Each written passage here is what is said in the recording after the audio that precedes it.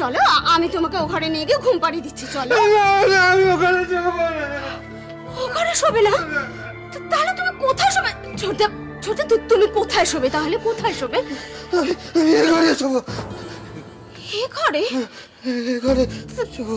তুমি এখানে তুমি কি বলছো? তুমি নিজেই জানো না ছোটদা তুমি এ ঘরে শুতে পারবে না। আমি পারবো, আমি পারবো, আমি এ ঘরে যেতে পারবো, এ ঘরে যাবো।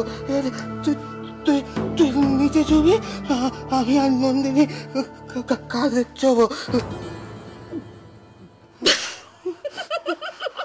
ছোটদা, ও ছোটদা, তুমি আসবি না তুই, আসবি না।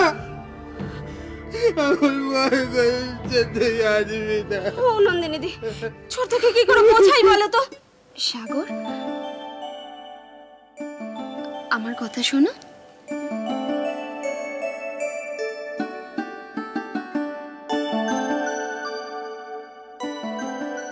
বলছি তুমি ঘরে শুতেই পারো, কোনো অসুবিধে নেই, কিন্তু কি জানো তো খাটটা দেখো কি ছোট, আমি একাই শুতে পারি না।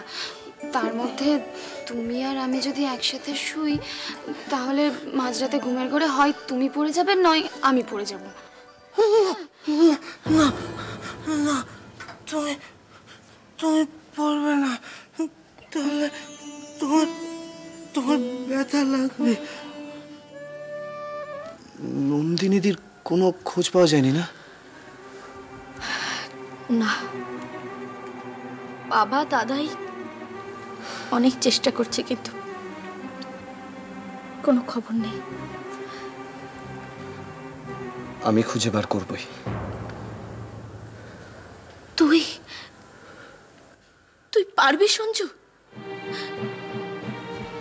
কিন্তু কি করে? জানি না, আমি জানি না, তবে আমাদেরকে পারতেই হবে। নন্দিনীদিকে খুঁজে পেতেই হবে। আর আমাদের পরিবারের সর্বনাশের পেছনে যে মূল দায়, সেই নরেশ আগরওয়ালকে আমি ছেড়ে দেব না, কিছুতেই না। আপনি খুব সুন্দর গান করেন। আমি তো গান গাই না, সব ওপরওয়ালা গাইছেন। আমি শুধু কথার ওপর সুর বসিয়ে আকাশে বাতাসে ছড়িয়ে দিচ্ছি। আপনি যখন গান করেন তখন মনে হয় আপনার মনের মধ্যে কোনো দুঃখ কষ্ট যন্ত্রণা কিচ্ছু নেই। আছে মা, আছে। আমার মনের মধ্যেও দুঃখ কষ্ট যন্ত্রণা সব আছে। তাহলে সেগুলো ভুলে থাকেন কি করে? গান গান গাও মা, তুমি গান গাও, দুঃখ কষ্ট যন্ত্রণা সব ভুলে থাকতে পারে। গান গাও মা, গান গাও। আচ্ছা, ঘটনাটা ঘটে যাওয়ার এতক্ষণ পরে আমি জানতে পারলাম, তাও আবার ওই মুন্নার কাছ থেকে। আচ্ছা চাচা, তুমি আমাকে একবার জানাতে পারলে না?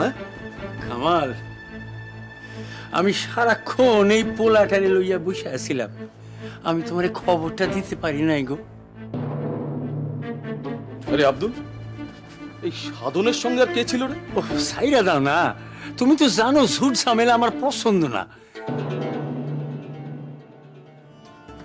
কই যাও কামাল?